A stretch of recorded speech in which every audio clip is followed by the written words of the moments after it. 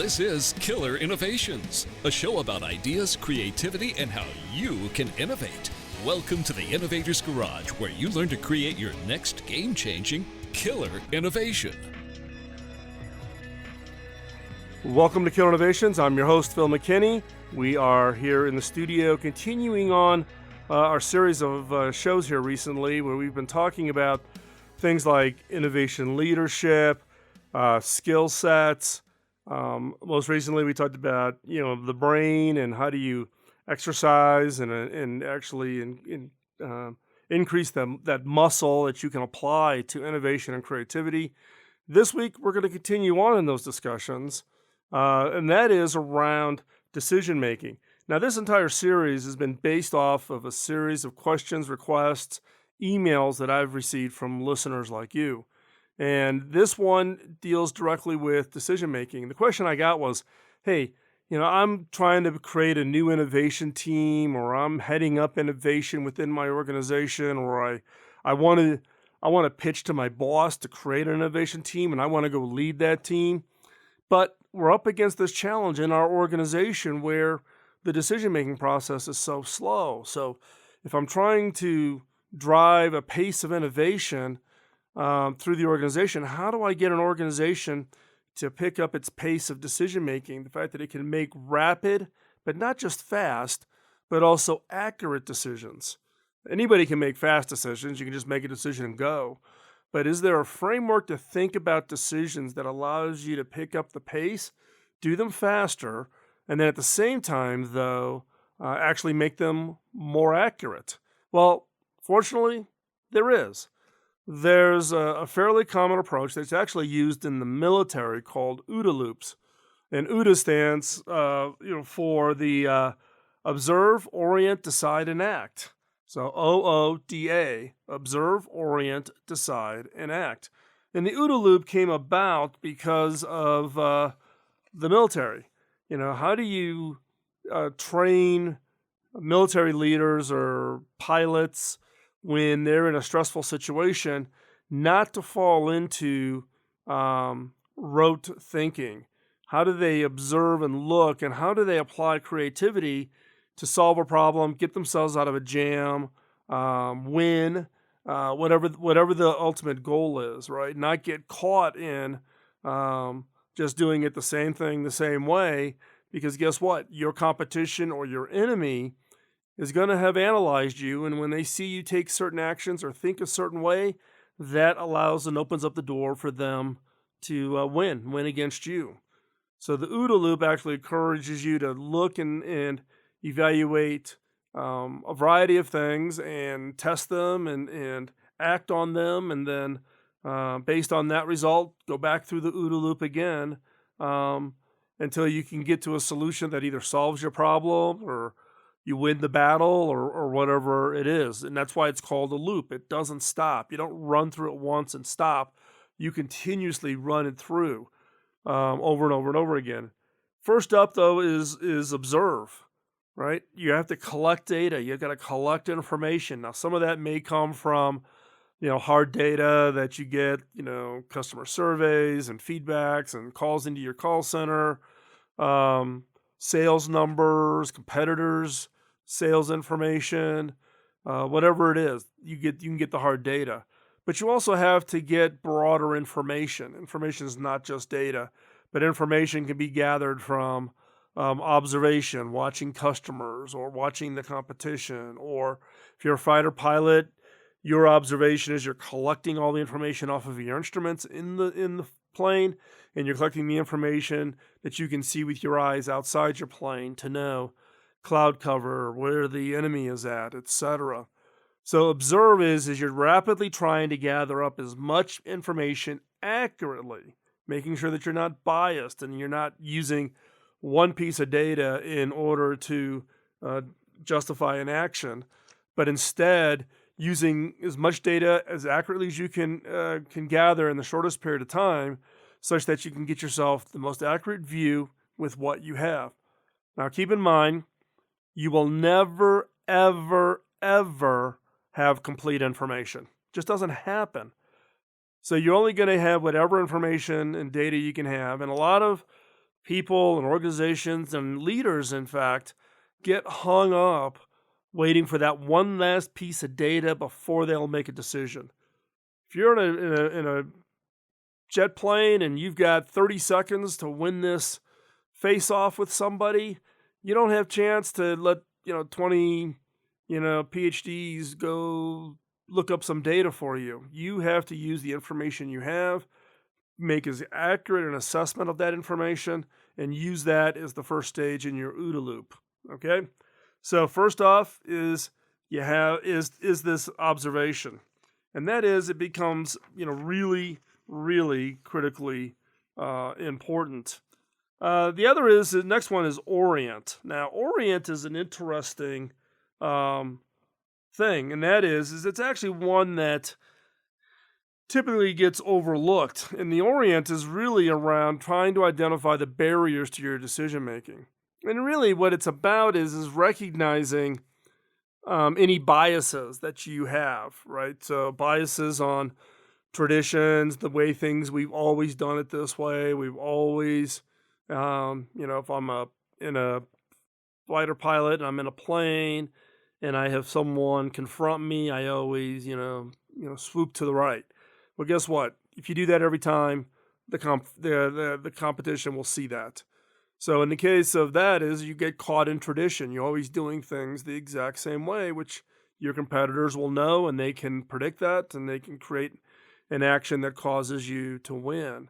The other is confirmation bias. You look for a piece of data that tells you that you can rely on something that worked for you the last time, right? So I have 20 pieces of data, but that one piece of data is signaling to me that last time that piece of data showed up and I did this result happened.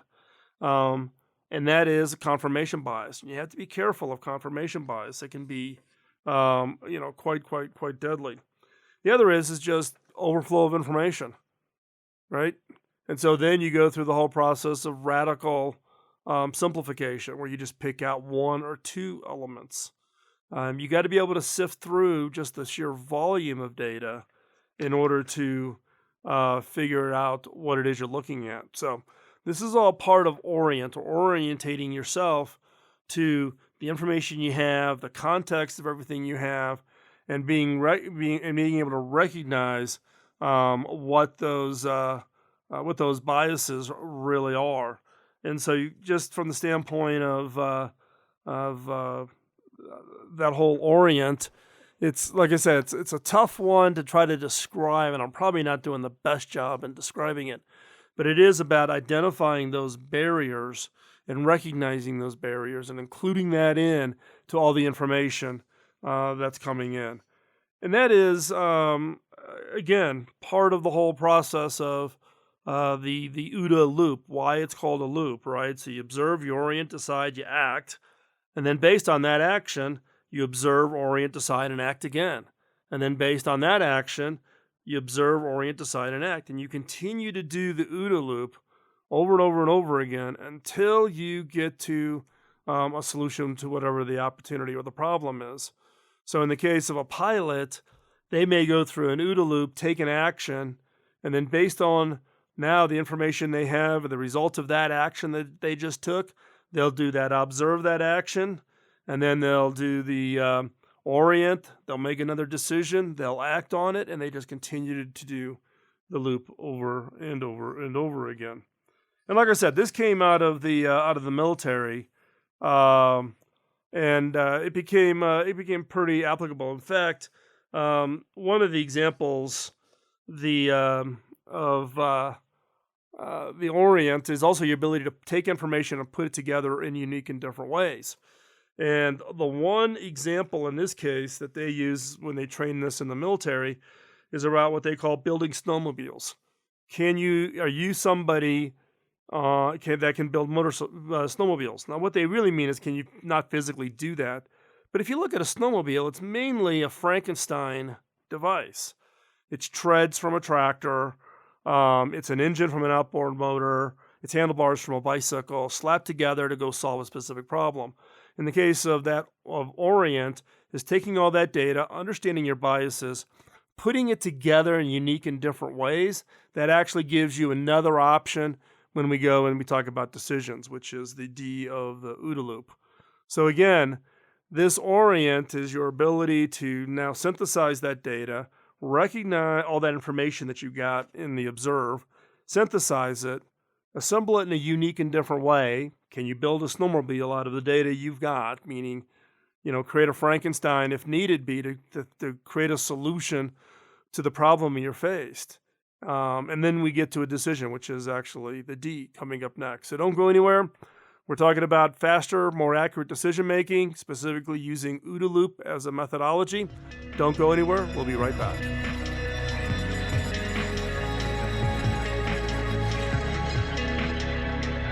Welcome back. We're talking about how to make faster and more accurate decisions when it comes to your innovation efforts.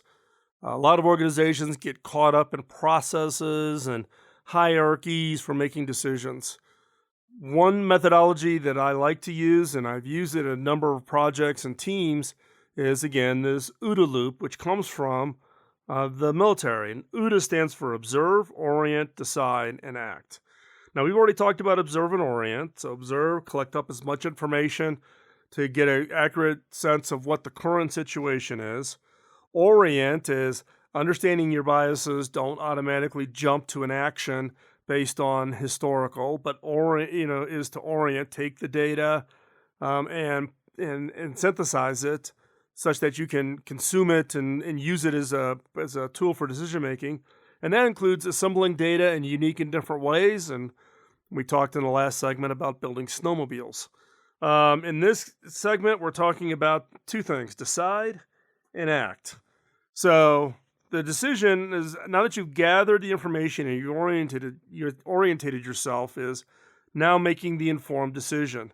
Now, the two previous steps, all that information and all that orientation, will give you just an absolute plethora of ideas. So at this point, you need to choose the most relevant option. Now, you have to be cautious about what the military refers to as first conclusion bias. And that is you just can't make the same decision over and over again. So as I said, OODA is a loop. You're going to do it. You're going to do the observe, orientate, decide, and act. And then based on that action, you're going to do it again. Well, if you get to the decision and you keep making that first bias, that first decision over and over and over again, do you really expect the output to be any different? Isn't there like an old Einstein quote, something about if you do the same approach or same decision and you expect the same outcome, isn't that or different outcome? That's a sign of insanity. That's what we're talking about here. So as you run through the loop, if your decision is always the same answer and you haven't solved the problem, then maybe that's not the right decision. So you got to be careful of what we call first conclusion biased. And at some point, you need to test the decisions that you've made at this point through the loop. And that is, you use the data, you've made a decision, you've taken action, now you've observed it again. Then you need to be able to figure out where the flaw was in the last decision. As you're going through the loop again, what's the flaw in that last decision that didn't solve the problem? It didn't cause the fighter pilot to win the battle. It didn't cause you to win, in the marketplace. What was that decision and what was the flaw in that decision? And then feed that into the overall the OODA loop. And then again, including that in the continuous loop. So every time you're going through the loop, every action is actually should be feeding data back in. So when you observe it, said, we're going to go to the right. Nope, that was the wrong direction. So now you go back through and observe it and orientate it. You now make a new decision. And now you say, well, I went to the right. That didn't work out too well. But partway down, it was an interesting direction we could have taken. So let's go this way, but not to the right, but maybe a little bit off center. And then you use that data and continuously feed that back in from the standpoint of making the OODA loop better, shortening the number of times you need to go through the loop in order to get to a decision. But again, this is all based on the pace. You can't wait for perfect data. You're never going to have perfect contacts. You can't orientate yourself perfectly. You're never going to make the perfect decision because there's multiple options. So it's about making the decisions and then acting on them. And that's where the A comes from in the OODA loop. It's really about acting upon those rational decisions and doing that quickly, doing that in such a way that you can test, you can experiment, you can see if this is going to lead towards a good direction. And then if it does, then you reinforce it, you do more of that. So again, the whole objective here is how do you make faster, more accurate decisions? Fast is you never stay in any stage in the OODA loop for any length of time. You're cycling through it at a very, very, very fast pace. But you're making more accurate decisions because you're using the output of an action that you just did to be input into the next round of the loop. So you're constantly improving the decision making as you go through it. So it's actually in the best interest is to go through as quickly as many cycles of the OODA loop, because it literally is a feedback mechanism into the overall decision making. And so therefore, but the key here is you got to do something. You have to act. You just cannot, sit back and wait. You can't do the mental exercise. In the innovation game, that act could be putting out a little prototype or presenting the concept of a product, right? And then based on the feedback you get from users, you get all your data, you collect that, you observe, you orientate, you make another decision, and you act on it. The same thing, right? So you just continue to do the OODA loop over and over and over again. Now, why is it that I like the OODA loop? Particularly, I like it within project teams, because it forces the team to continuously do something, move the ball down the court, and not get frozen. There comes a stage in every innovation project, every product, that where the whole team just kind of locks up and freezes because they get caught in an inability to make a decision, to actually go do something. There may be disagreement among the team. They may be waiting for perfect information. Thousands of reasons why. But I've seen it literally, if not 100%, let's say 90% of every innovation project, every product I've ever built and launched, where the team gets locked. They get frozen. They can't move. And I step in, and you step in simply saying, okay, let's run the OODA loop. Let's observe. What's our orientation? Let's make a decision. Let's act. Now let's go back and let's observe. Did that action move us down the court? Did it solve a problem? And then you just drive it through the OODA loop. So the team, rather than getting caught on the one decision, they get driven to test or validate through the action and then move forward. One of the things that teams, look, I don't like it either, right? If I had my choice, I'd have perfect data for every decision I've ever made. But I learned early in my career, that ain't happening. Nobody has perfect data, and you have to be comfortable with ambiguity, with uncertainty. And that's where the OODA loop actually helps, because you're driving to the decision based on whatever you've observed. You don't have perfect data. Make the decision based on what you've observed and you've orientated. Make a decision and then act on it. But then every time you act, that adds another piece of data into the observe. So you're improving your ability to observe, which allows you to actually build the data to get to the perfect decision, which you'll never get to. So don't think you're going to run the OODA loop 10,000 times and get to a perfect decision. Doesn't happen. Okay? So we're going to take another quick commercial break. When we come back, we're going to talk specifically about why the OODA loop works. I've shared that a little bit with you, but we'll continue on that conversation as we go into the next segment. Don't go anywhere, and we'll be right back.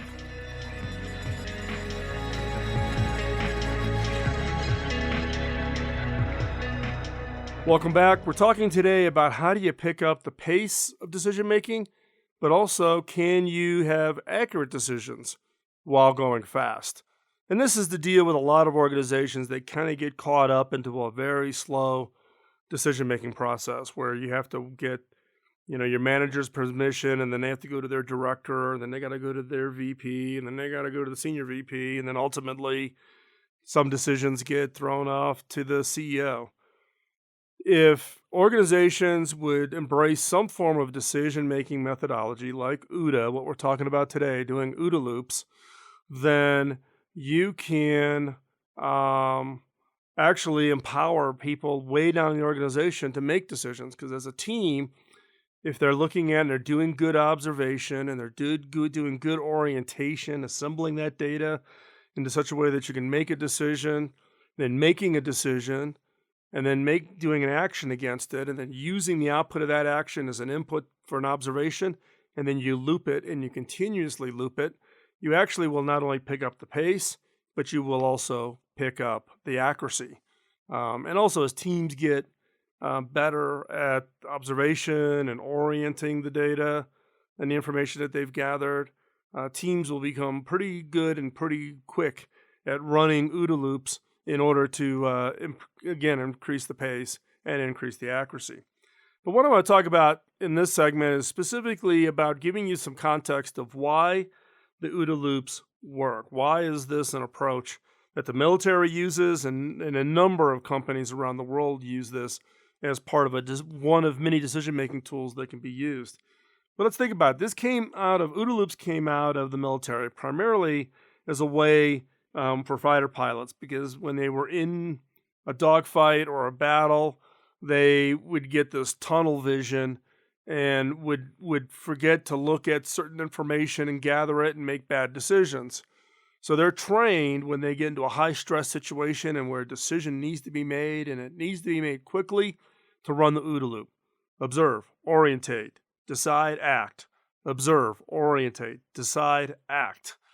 And so by running through the OODA loop, it forces them to kind of step back, don't get caught in tunnel vision, don't get caught just doing it the rote way you do it, because there may be some observation you make that may be additional input that would cause you to make maybe a decision that you'll go try something because of something's different, and that decision may be the thing that is between life and death. And so, and in fact, in the case of pilots, good pilots will actually cycle through an OODA loop in literally seconds, not minutes, not hours, days, weeks, months, literally seconds.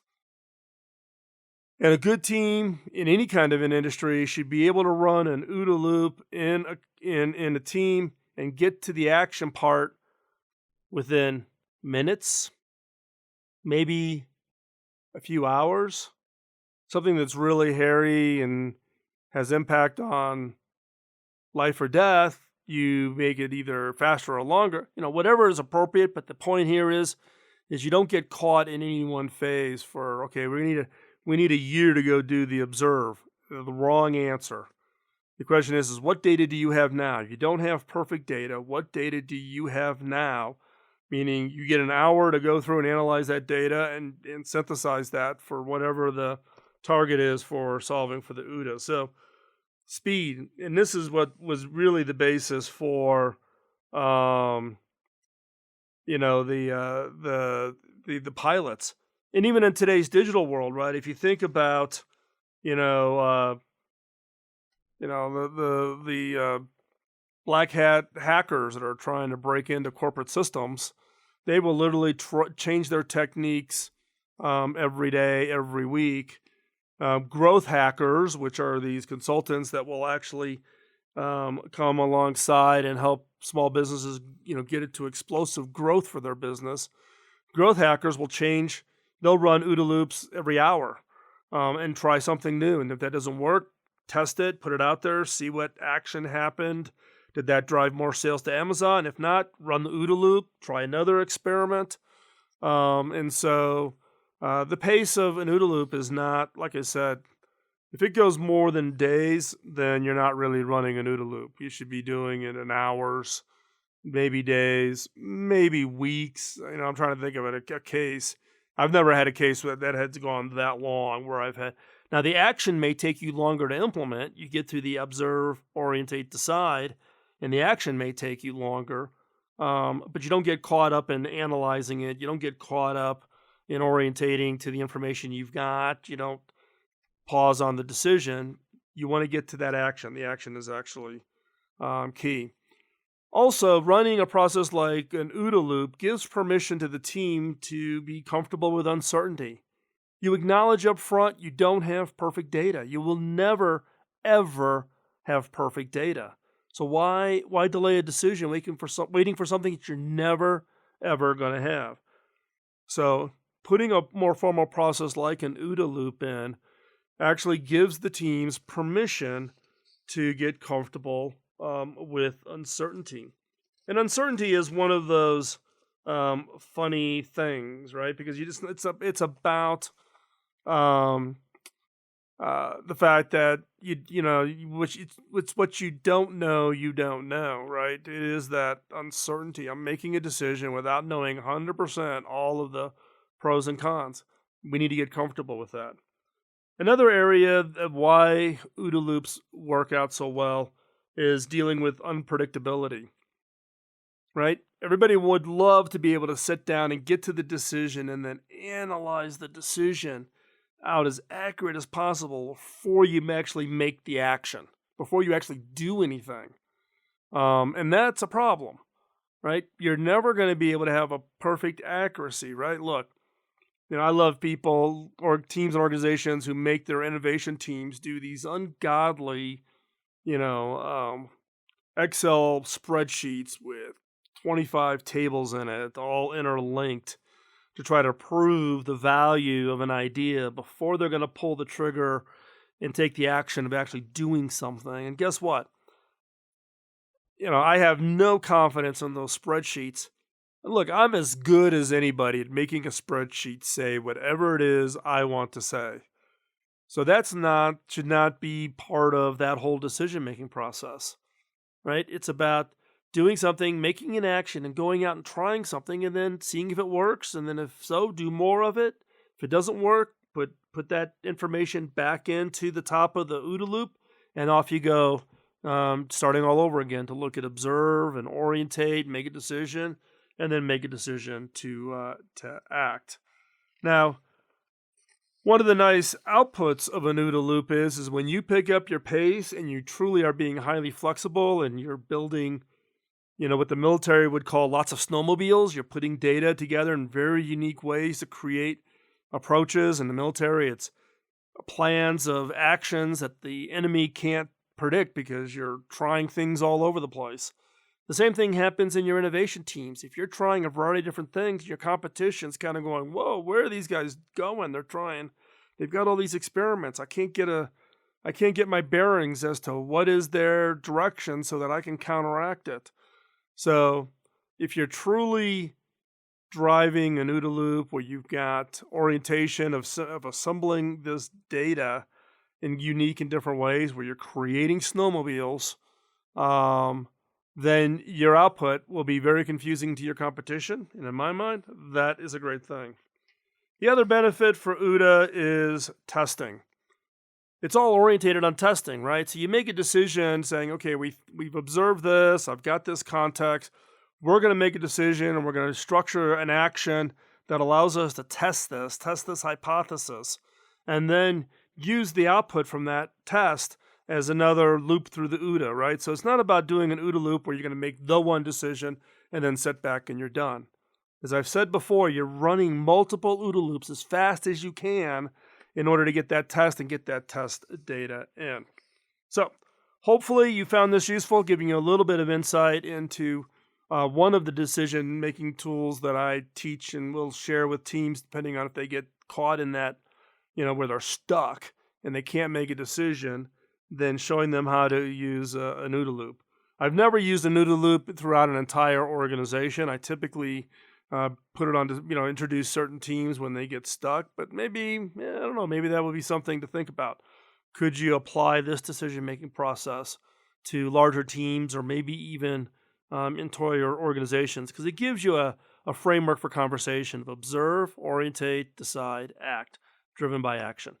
Don't go anywhere. We're going to be right back. We're going into segment 4 and another episode of 5 Minutes to New Ideas.